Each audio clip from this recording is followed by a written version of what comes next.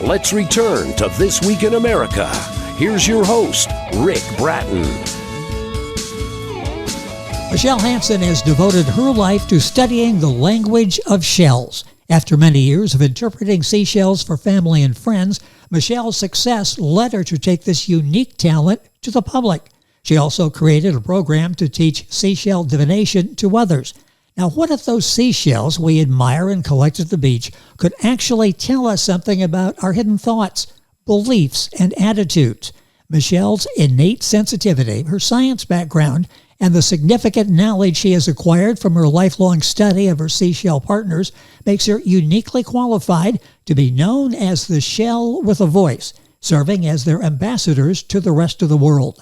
Michelle is the author of Ocean Oracle, What Seashells Reveal About Our True Nature, a bridge to learning about the secret language, and Ocean Wisdom, Lessons from the Seashell Kingdom, teaching us about the mysteries of the ocean and unlocking the mysteries of self through the study of seashells. My pleasure to welcome back to This Week in America the ambassador of the Seashell Kingdom, Shelley Hanson. Michelle, welcome back to the program. Thank you for joining us. Such a pleasure to be here. Thank you. It is our pleasure to have you back. So much more to talk about. And the two interviews we've done before with Shelley, you'll find on our website, thisweekinamerica.us. At any of the podcast platforms around the country, Apple, Amazon, Google, all of those will have the program. And again, you can get them on our website.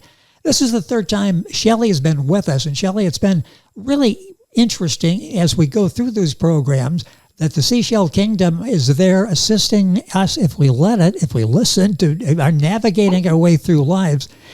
You shared some of the empowering readings your clients received working with Seashell partners. The insights they gained were really transformed their lives forever. And I hear sometimes you've learned to have tissues out on the table because sometimes these are so really relatable to these people and so important in their lives that it also brings tears of healing. This really is emotional, isn't it? It very much so, yes. And you'll find out during the course of the program today. Now, Shelley worked with seashells, said it constantly pushed her out of her comfort zone. Once you took hold of the message from your shells, you were content to limit it to family and friends for several years. What pushed you to share this information with a wider audience? I mean, strangers. What was it that you decided to take this public and really help so many other people? Well, I was a very shy person. I mean, painfully shy. To give you an idea, when I was in college, my English professor came into class toward the end of the semester and pointed to two people. I was one of them, and said, these were the only two people who could talk today because we hadn't said anything all year. Oh, geez. So it was noticeable that I never spoke up. So for me to come to the place where now I'm the shell with a voice, that was a huge journey pushing me. And I have this little guy. This is called a green tree snail, to thank for that. When this came into my life, my brother had been living in Papua New Guinea. And when he came back to the States, he gifted me with this shell. Now it's green because these are land snails. They have lungs. They live among the leaves in Papua New Guinea, and there are times of the year where the climate, they call it the dry season. It's very hot, very dry. It's intolerable for these guys. So what they do is they retreat into their shell. Oh, let me show you this side. Okay. So when they retreat, at the bottom of the shell where it's an opening here, they plug that up with mucus. It's called an epiphragm. And that allows them to retain the moisture inside their shell. And then they lower their metabolism because they are going to have to exist for the entire dry season without food, without water. That means it could be months, it could even be a year.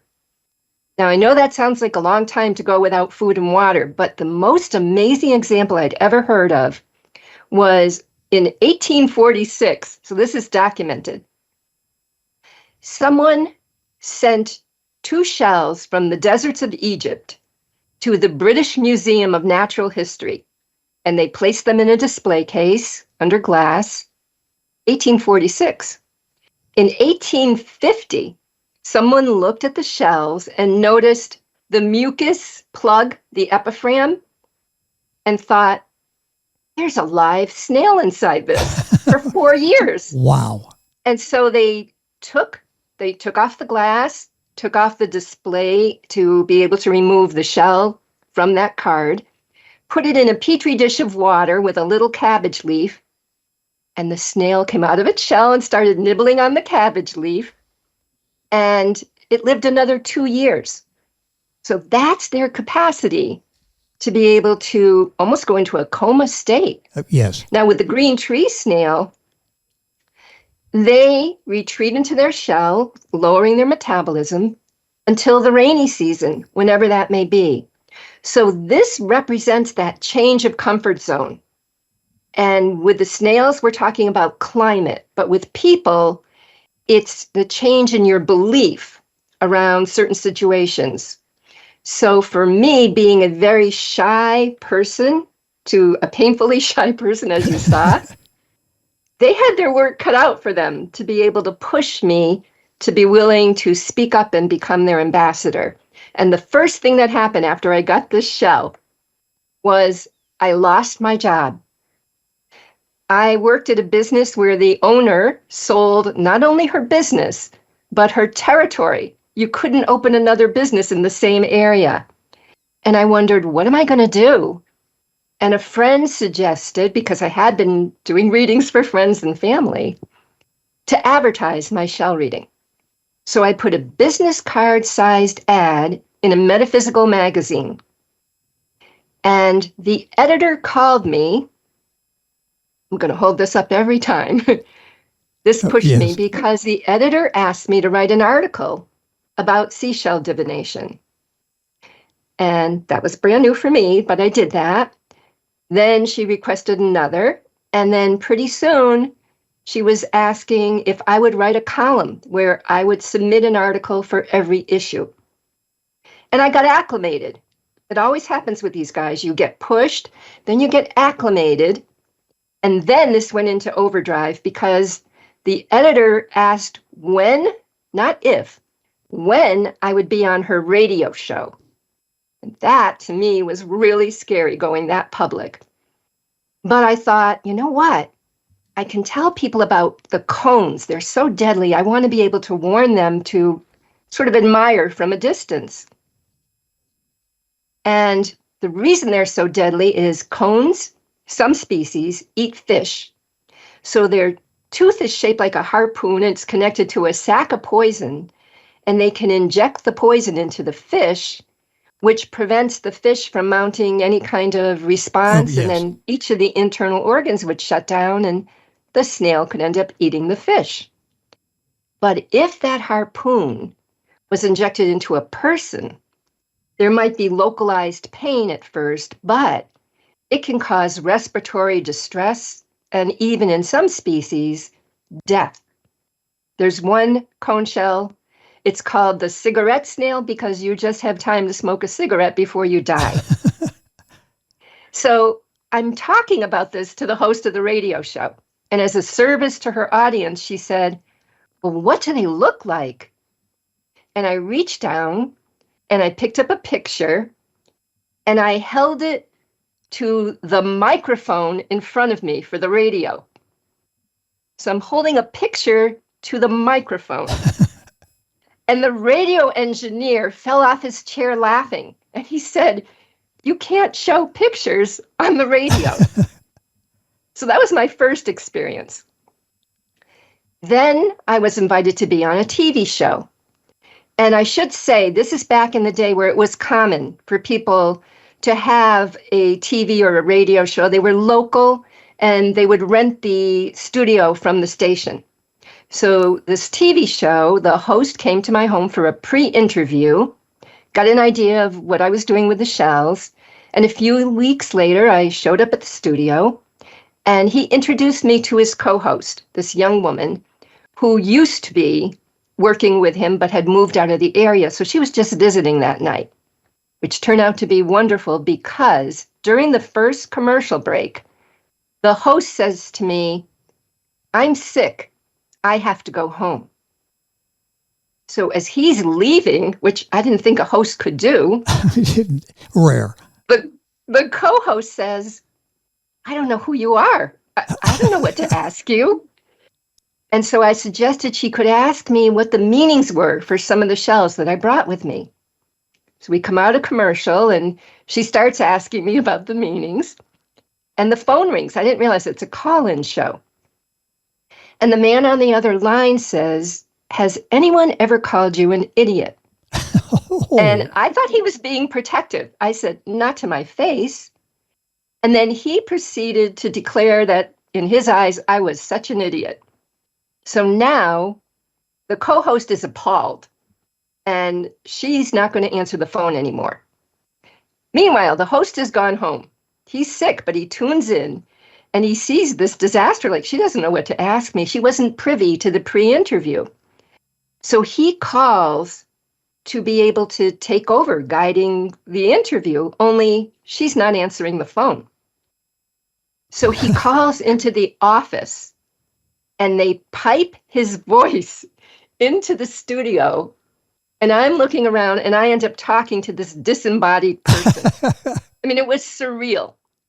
So that was my first TV show. Wow.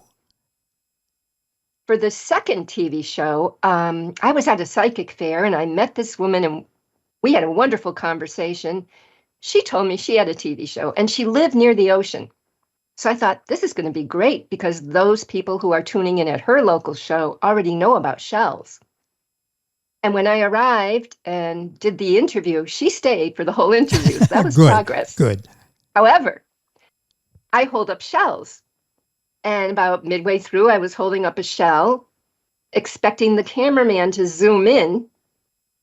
And there was no cameraman. He left the studio. Apparently, when you start the show, he made sure the host and the guest are in frame. Oh, yes. And then he leaves. He left. He left.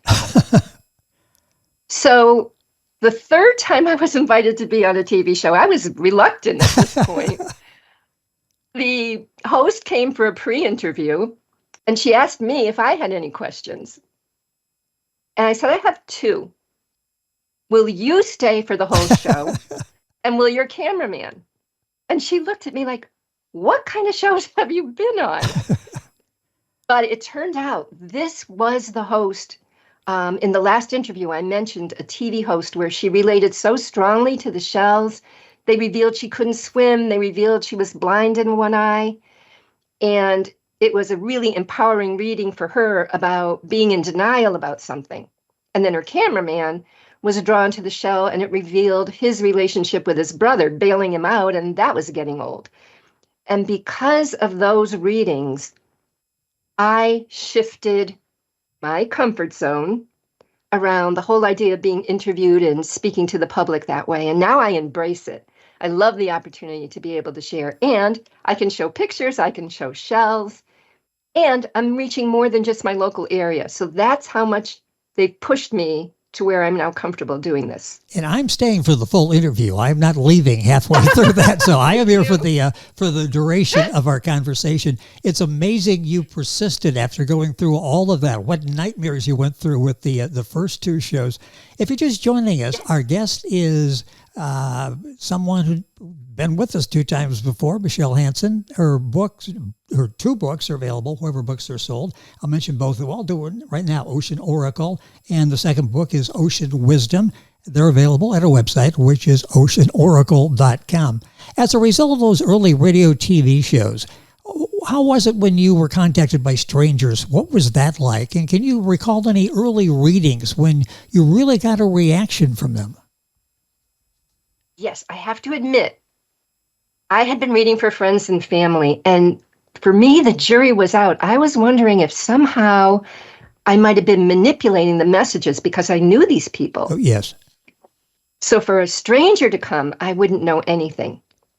And after the radio show, 3 women came together, and I do private readings. So after the first 2, the third woman had put out her shells, and it was a nightmare. It was a nightmare of abuse. It was awful. And she said, as I was giving her the information that I was seeing, She did have a boyfriend who wanted her to hug him more. That's not what I was seeing. So I thought, you know what? This is what I thought. It's a stranger. I must have been manipulating the messages. So I said to her, would you look back and just see if there are any other shells that get your attention? Because I thought maybe it would say, never mind, we're going in a different direction. And she picked some more shells and it just doubled down. She had the shell for your rights are violated. So I was going to end the reading and just admit I couldn't do a reading for her, when all of a sudden she burst into tears. And she said, this section of the reading, this is my father who abused me and my sister. And over here, this is my husband who held a gun to my head. And she's crying so profusely and said, nobody knows this. The women in the other room don't know this, so how do the shells know? And I said, they know because you know. This is you, your hidden thoughts, talking to you.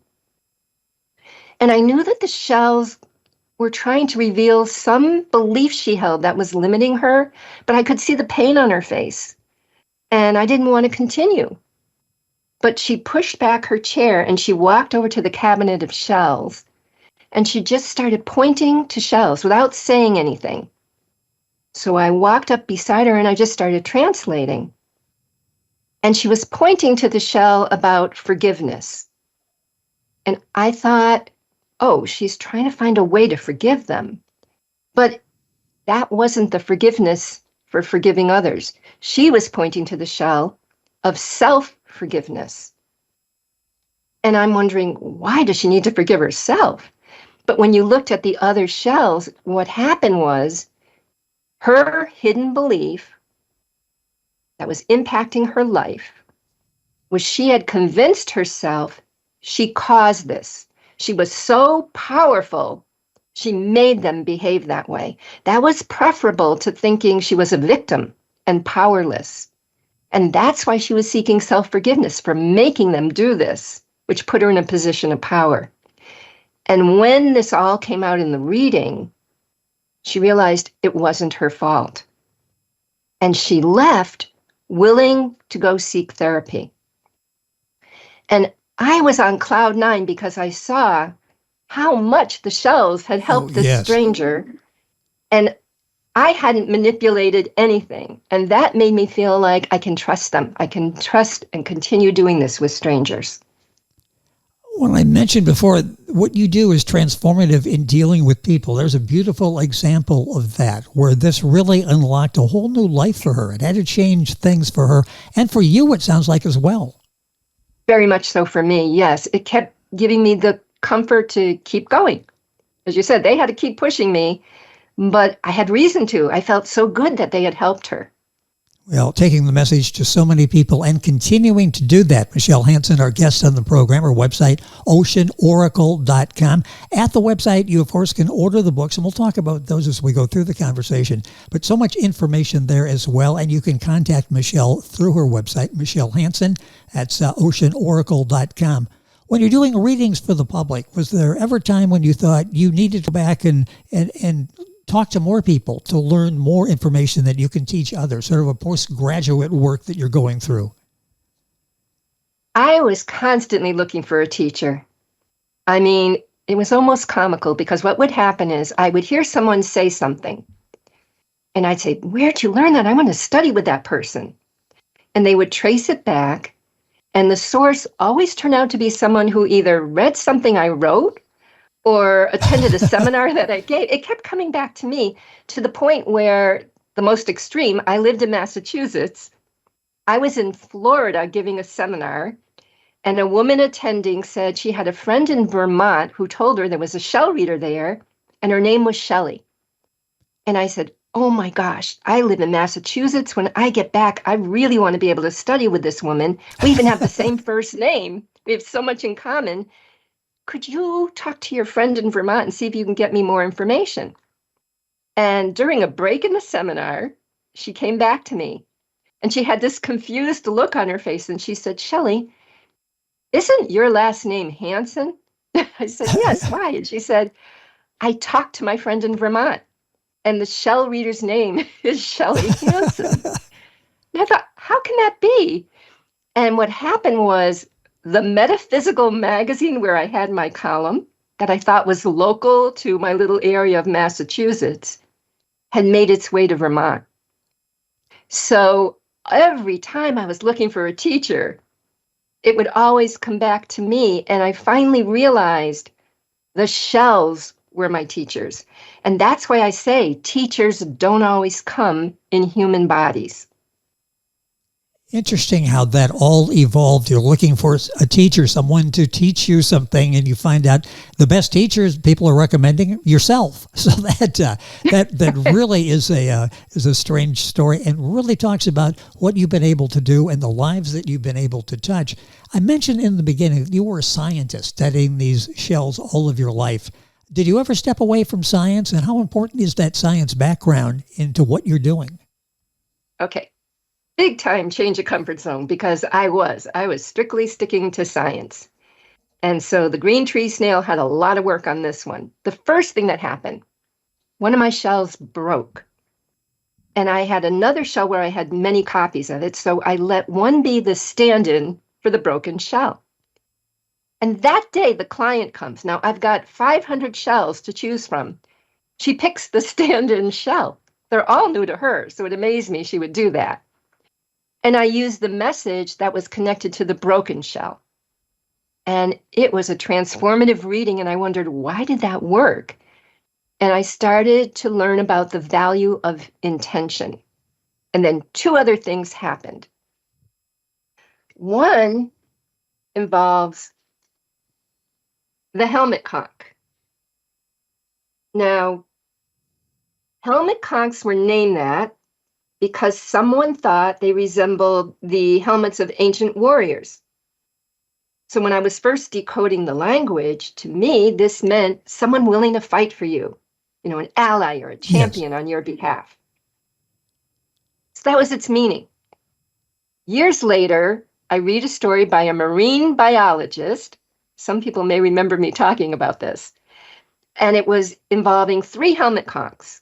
One on its side. Now, this one's in danger. Any predator could come get it. It's exposed. Or even if left alone, it can't right itself to go travel and get food. The other 2 were maybe 16 feet away in a triangle. And he tells the story of how the other 2 come over to the one who's on its side. Like little bulldozers, they dig out a furrow in the sand to loosen him up. They come around behind, climb up, turn him over, and save him. And just to quickly show for anyone who hasn't seen this yet, here you see what he noticed. The one in trouble is on its side. Here, they've loosened the sand and they're coming around behind, climb up, turn him over, and save him. So this shell already meant someone willing to fight for you. And now I'm like, oh my God, they come to the rescue. They really are willing to fight for you. So the meaning stayed the same, but I had a whole new reason for it. So that's stuck in my head like 2 different paths, but I didn't have to change the meaning at all. This also happened with the marble cone. Now, I mentioned earlier how cones can be so deadly. So I have many different species of cones, and their meanings all relate to some kind of danger. And the marble cone meant ruin and disappointment. Years later, I read about the artist Rembrandt. Now, he did not create many still lifes, but one was called The Shell. It involved the marble cone. And when you make an etching, you use copper metal and acid to eat away at the metal to make your drawing. And then you cover it with ink and use a piece of paper, press down. And when you take the paper off, you get the reverse image of whatever was on the metal plate. And for most subjects, that probably doesn't matter that it's reversed. But for shells, it's critical. So if you look at this marble cone, it grows in a clockwise direction. It's opening on the right-hand side. That's true of the geography cone. This is, by the way, the cigarette snail. The geography cone opens on the right-hand side. Textile cone opens on the right-hand side. And even shells that aren't cones, most, 99% of them, open on the right-hand side.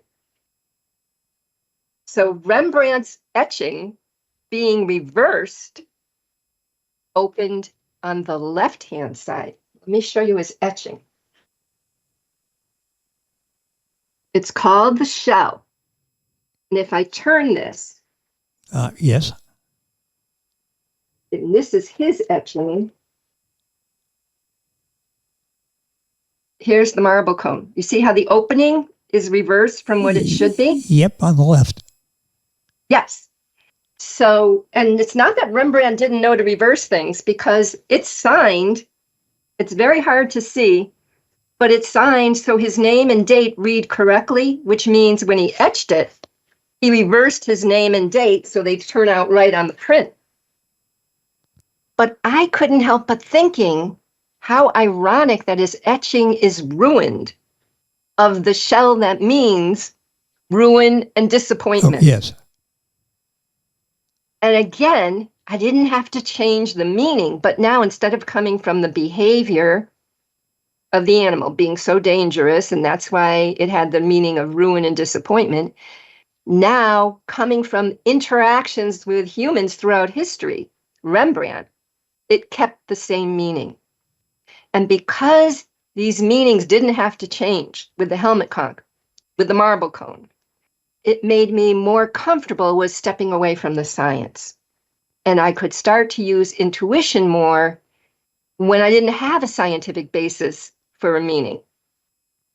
Interesting how that evolved and where you are. And if you're listening to this at podcast radio, if you go to thisweekinamerica.us, the videos, you will be able to find the video and see exactly what Michelle is talking about. It's published on YouTube. You don't need to go to our website necessarily. Just Google it and you'll find the video and be able to watch.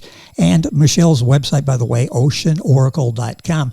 The last interview, you talked about teachings in the ocean wisdom, the one specific on love.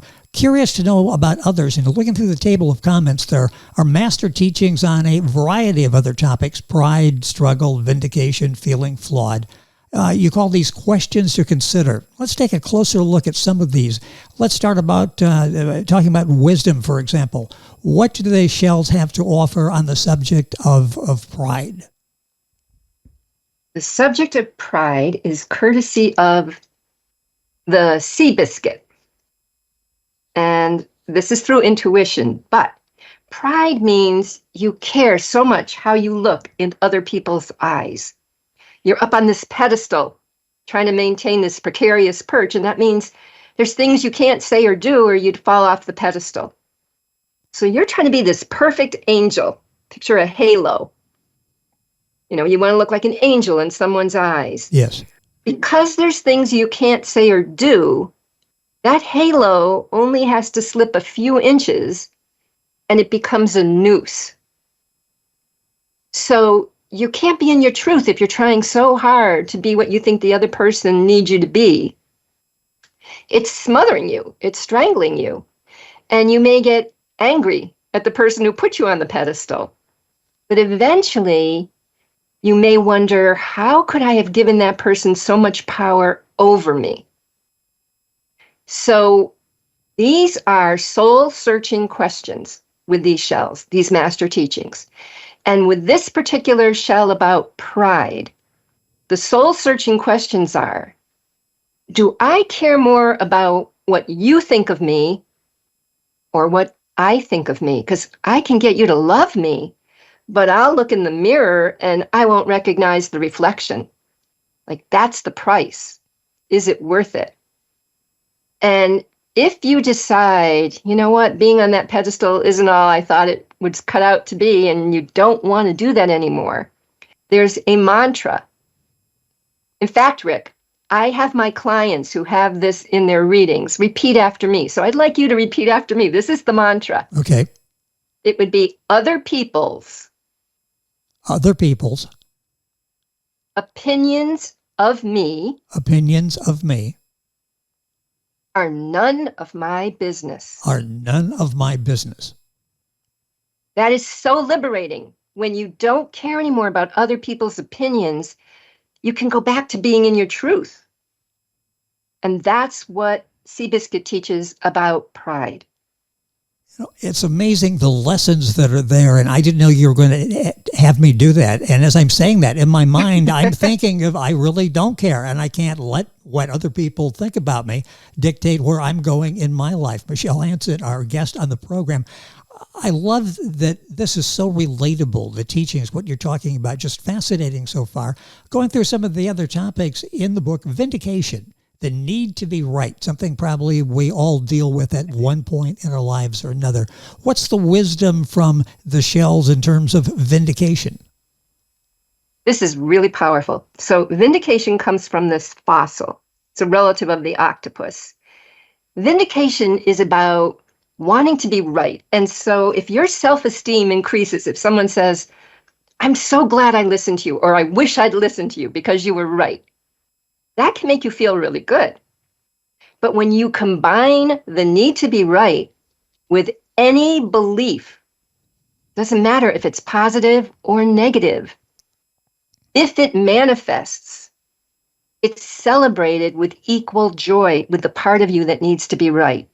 So for instance, if a man thinks he's unlucky in love and all he encounters are unhealthy relationships, he's miserable. But the part of him that needs to be right is saying, told you, you're unlucky in love, and it gets to be right. If a woman thinks everybody lies and all she encounters are people who are deceitful, she's not a happy camper. But the part of her that needs to be right is celebrating. So the message, the wisdom connected to vindication is, when the need to be right is more important than the need to be happy, it becomes a limitation. So the questions to ask are, how important is it for me to be right? Am I okay with being wrong? Or, if I have to be right, can I change the thing that I'm right about? Either of those will help change that need for vindication. So much information, so powerful in what Michelle is talking about on the program. Again, her website is oceanoracle.com. Her books are Ocean Oracle, What Seashells Reveal About Our True Nature, and Ocean Wisdom, Lessons from the Seashell Kingdom. Let's go on and talk about, I'll pick another one here. Let's do struggle. We all go through periods of we struggle with something. There's something that gives us problems, and to the point sometimes where we just want to give up. What do the seashells tell us, reveal about struggle? Struggle is interesting because struggle means, by the way, it's from this shell. It's called the Tropidophora. It's a type of land snail.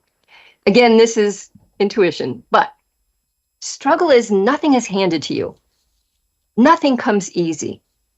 And when this is in a reading, it's because the person wouldn't value the achievement unless they felt they earned it. So picture you're at the foot of a mountain and you want to get to the top to see the view. A chauffeur-driven limo could come by and take you to the top of the mountain. Or you could scrape and claw your way through the back trails on foot. And you'd arrive bruised and battered, but the view would be so magnificent because you feel you earned it. And if you just stepped out of the limo, it wouldn't have the same splendor. So with this, imagine a woman walks into a club and an attractive man comes up to her right away and says, the minute you walked in, I needed to get to know you. And an equally attractive man won't give her the time of day.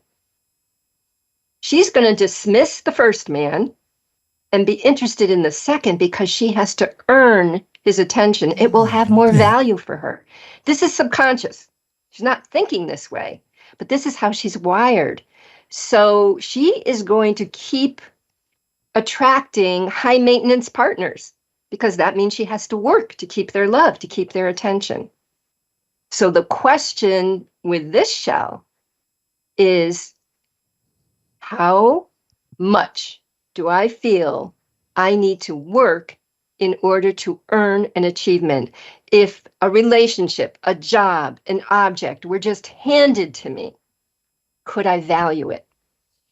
Because if we choose, this is all soul searching, there's no right or wrong, it's each individual deciding this. But if you choose, the ride in the limo can be just as magnificent when you get to the view. Just amazing information. Again, Michelle Hanson, our guest on the program, oceanoracle.com. I keep repeating that because as you're listening, as you're watching, I'm sure you're thinking, I really need to read more about her. I really like how she breaks down these problems.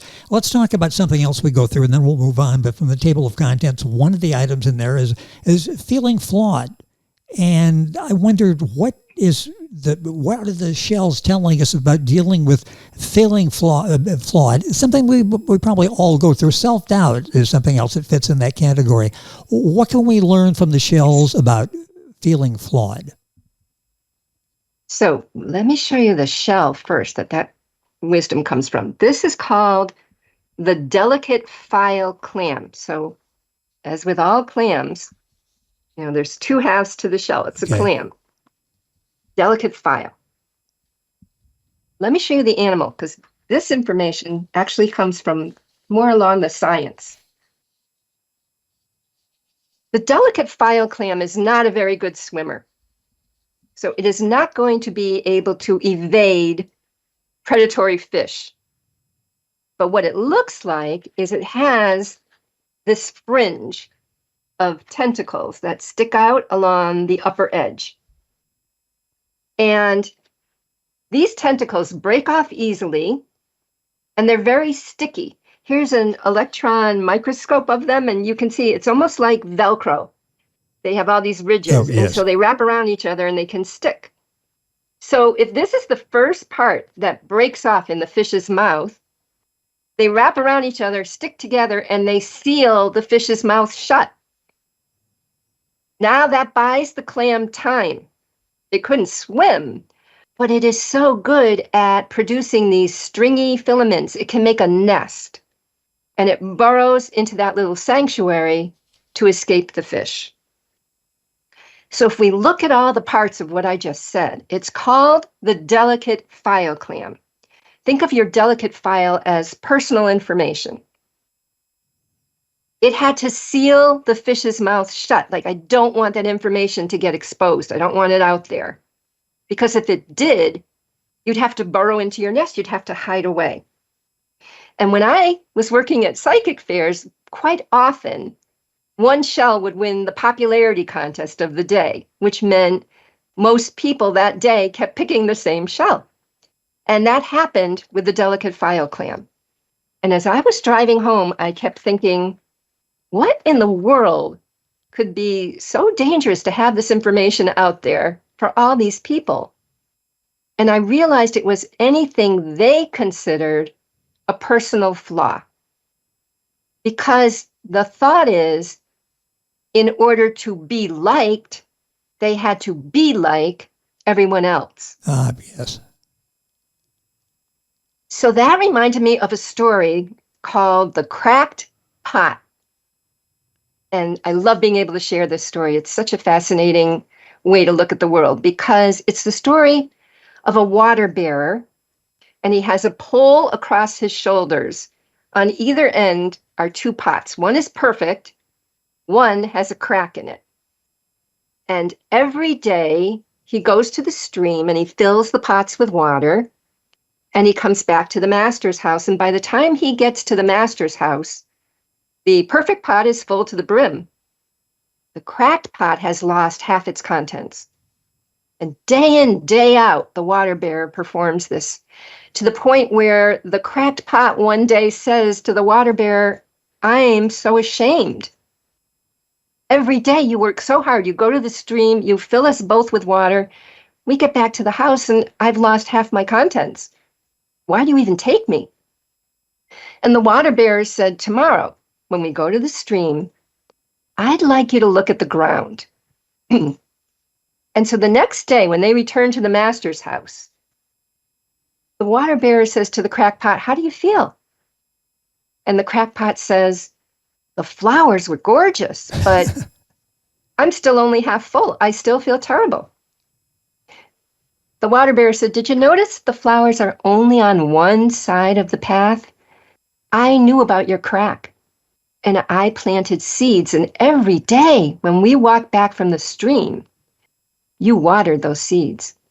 And thanks to you, we have these beautiful bouquets for the master's table. Yes.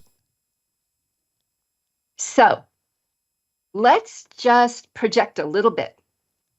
That's the story. But I started thinking, what if the cracked pot had used all its resourcefulness so that not a single drop could leak out? It was hiding the cracks. No one would know about it. It would arrive at the master's house so exhausted from the energy that would take that all it could do is rest up until the next day and do the same thing. That would have been its life plan. And if it succeeded, there would have been no flowers. And like the cracked pot, we try to hide our cracks, the things that make us different. And the methods used, some people take drugs, some alcohol, some fill their life with distractions of all kinds. It's all so people wouldn't notice, but whatever they're using is more unhealthy than the crack could ever be.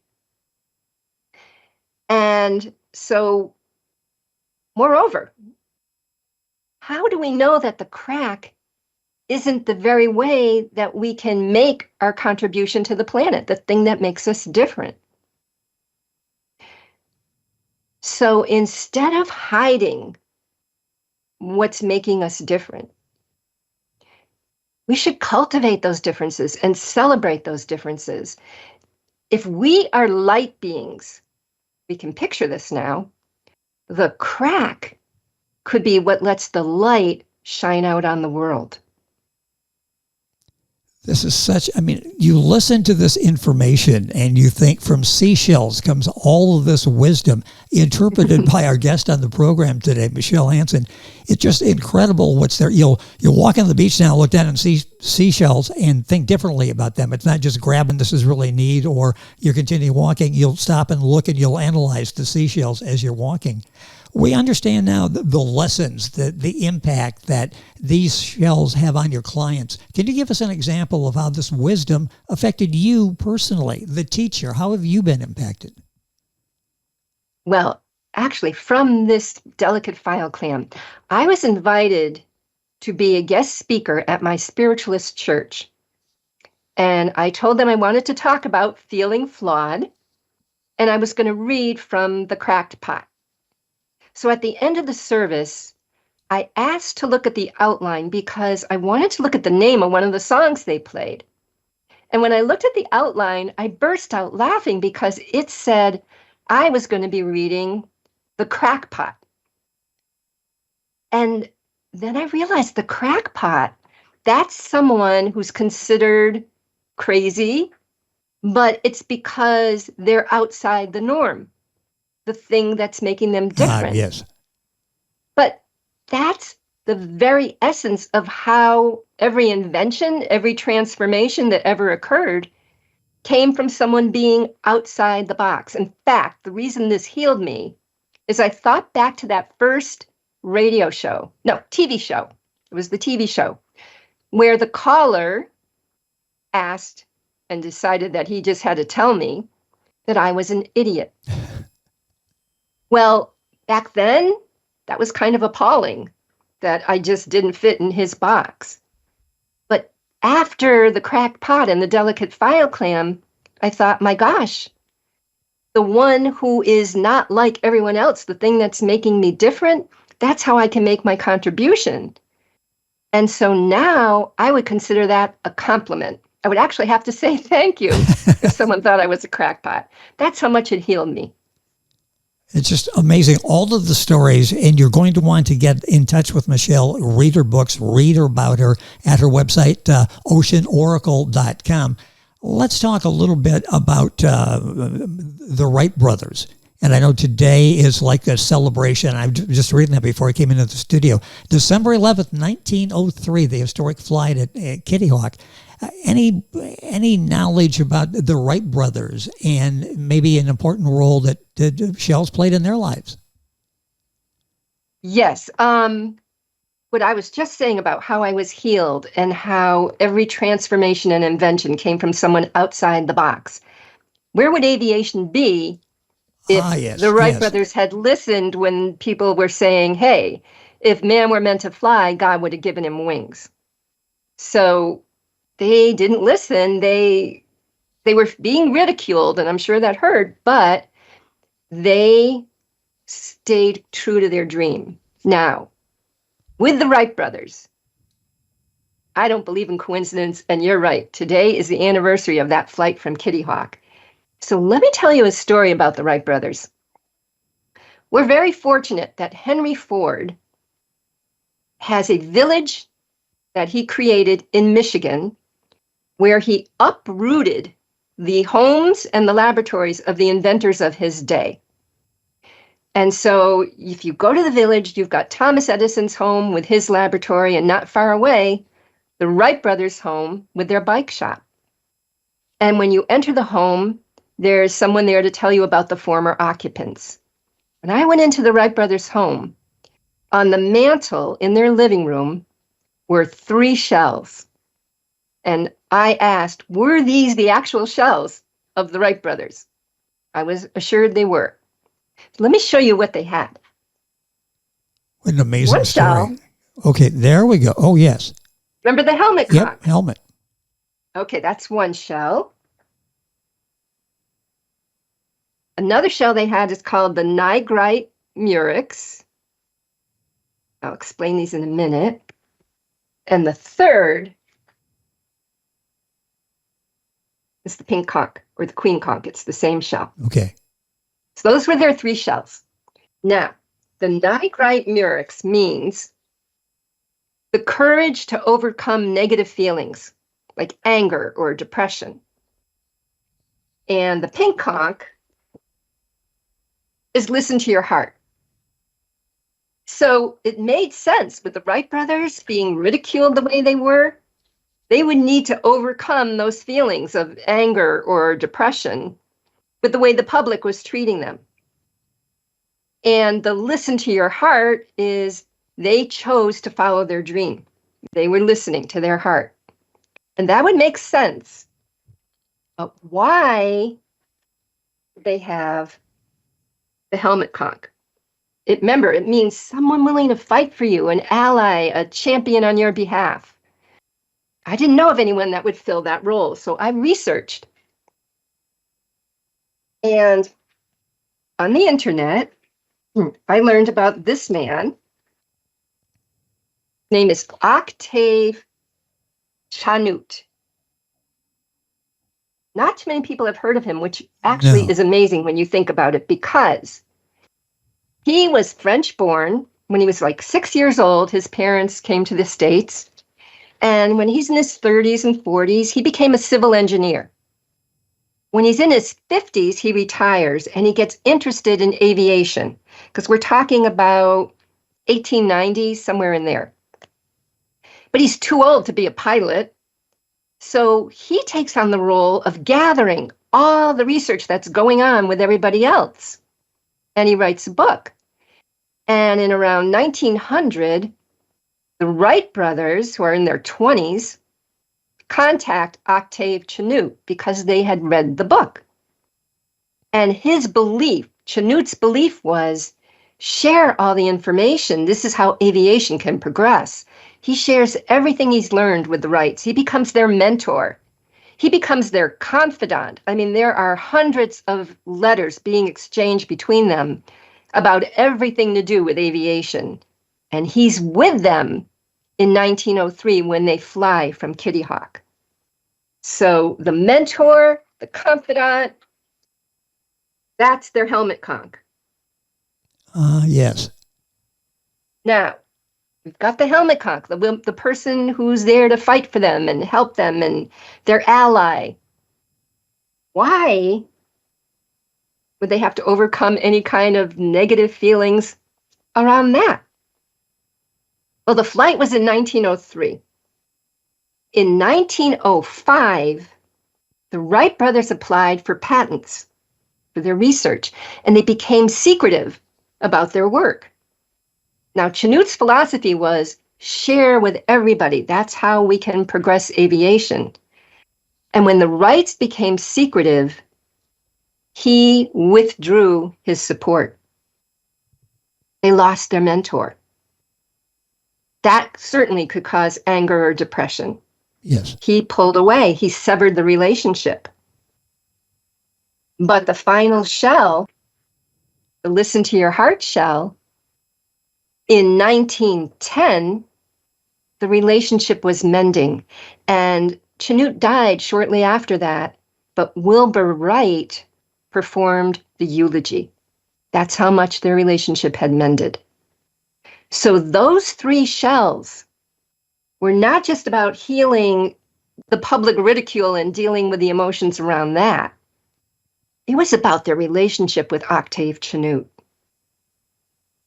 And all of those shells, each of those shells tells a story. It's amazing that you picked up on that, did the research, and a whole new chapter for the Wright brothers. Most of us have never heard about, that gentleman and what they went through, but just a fascinating story. I don't know where the time goes when you're on the program. It goes by so quickly, so much more to talk about. I was thinking as you were going through one of the discussions there, out of curiosity, what would happen if a student's guidance expanded upon the meanings assigned to the shells in Ocean Oracle? What would be the result of that, do you think?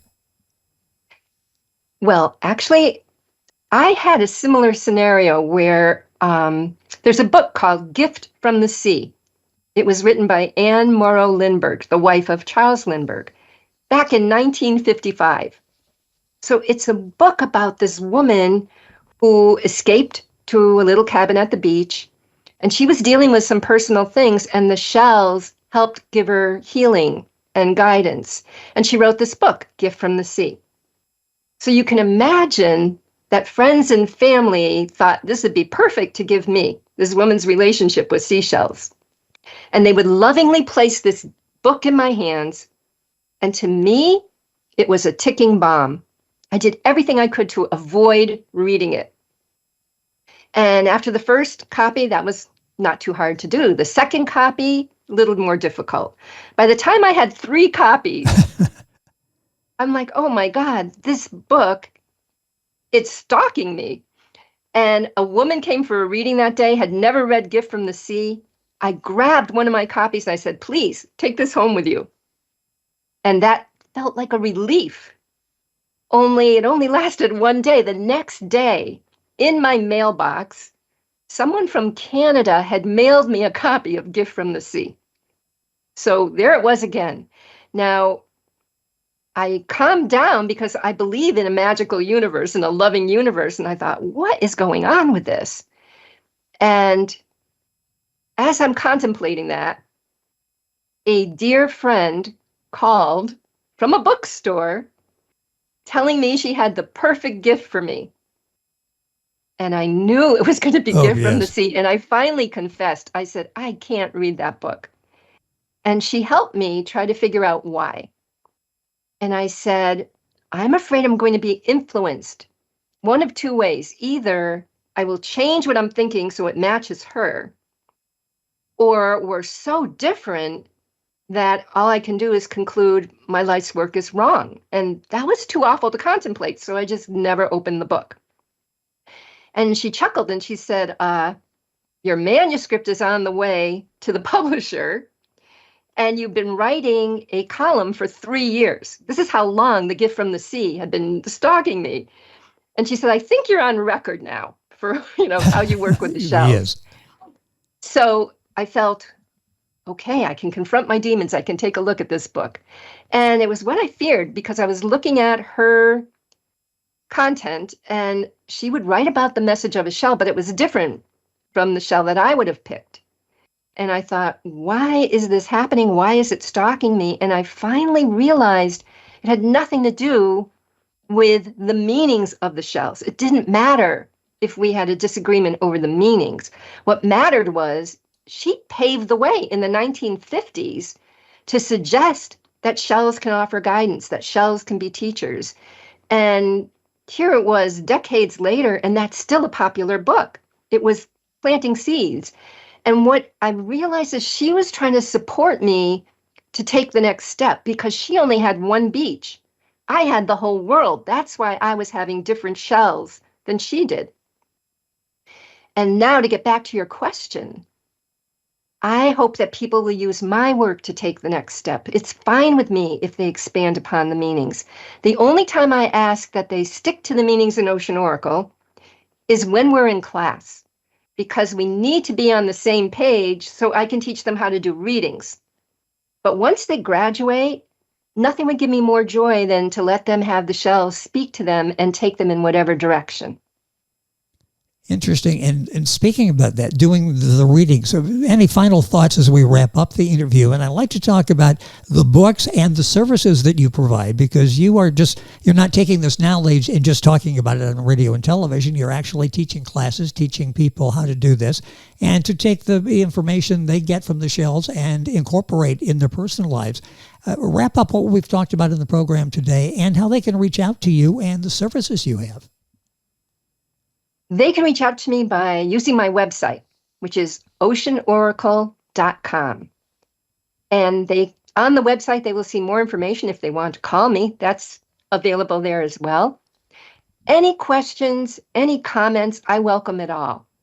Because what I'm hoping with these interviews, you saw how I was shy, and I've come to this place where... And I still can't believe that, by the way. I still can't believe that. Because I'm fine when I'm talking about the shells. I'm comfortable talking about them. Okay. And so that way I can be the voice of my seashell partners, the shell with a voice. Yes. And what I'm hoping, I'm so grateful to you for these interviews, because I'm hoping that people will now look at the world differently. And so, yes, I was working with shells. They may work with rocks or plants or animals.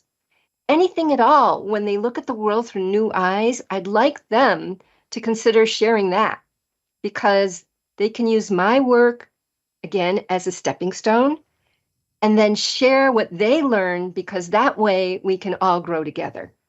And being that this is the anniversary of the Wright brothers, I don't believe in coincidence. And when you think about Kitty Hawk, that was the most joyful time for the Wrights and Octave Chanute.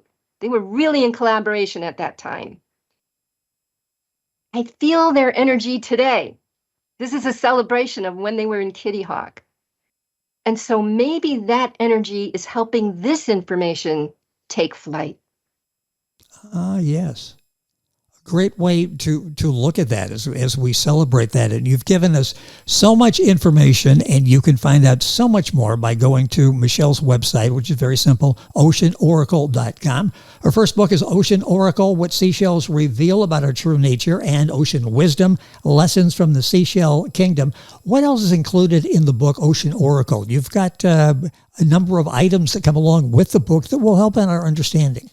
Yes. So it's a boxed kit, because there's the book, but there's also posters that give you a bird's eye view. It's 200 shells that are involved in this book.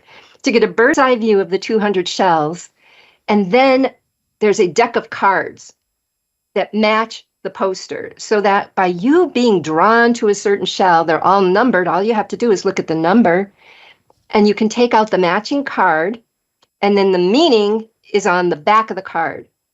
So by combining however many get your attention and putting them in any arrangement that you like, there's no wrong way. When you turn over the cards, you can string together the messages, and that's what reveals what they want to share with you. And the messages come, as I said, from your hidden thoughts, your hidden beliefs that even if you're not aware of them, are impacting your life. And when they're brought to your awareness, you're empowered with the opportunity to change a belief that may be limiting you. If it's no longer serving you and you decide, I don't want this anymore in my life, if you change that, you change what you create in your future. So that's the value of working with it.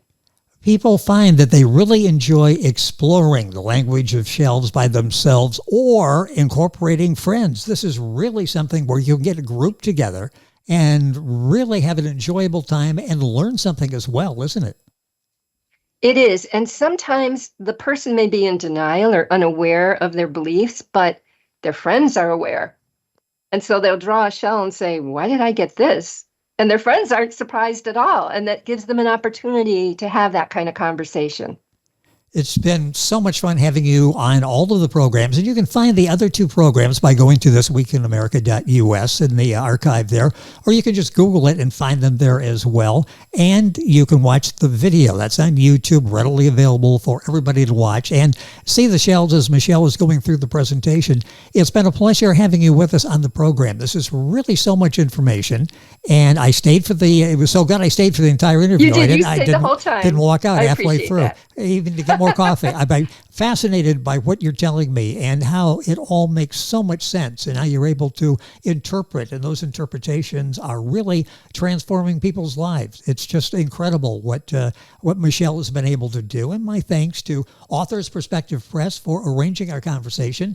Authors Perspective Press is a forward-thinking hybrid publishing company at the nexus of innovation and strategy, dedicated to guiding authors through the intricate landscape of publishing and marketing. That's authorsperspectivepress.com. Michelle, it's been so much fun, and you'll learn so much more from Michelle by going to our website. It's very simple, oceanoracle.com. Thank you once again for being with us on the program. I thank you so much. It has been a pleasure, such an enjoyable period of time, 60 minutes that we've gone on the program today, because there is so much information there, and it's available to you by going to our website. Order the book, get more information. Order the books or get more information, oceanoracle.com. Or go to our website, thisweekinamerica.us, a direct link. You're listening to This Week in America, back after these messages. This Week in America is online. You can visit our website, thisweekinamerica.us. Scott Pinkerton, associate producer of This Week in America. Jay Anderson, segment producer. Ben Watson, webmaster. Otto Bechet, director of engineering and TV production. This Week in America produced and is a trademark of Blue Funk Broadcasting, LLC. For information on all of our guests and to listen to this week's show, our website again at thisweekinamerica.us. And I'm Sean Bratton, executive producer of This Week in America.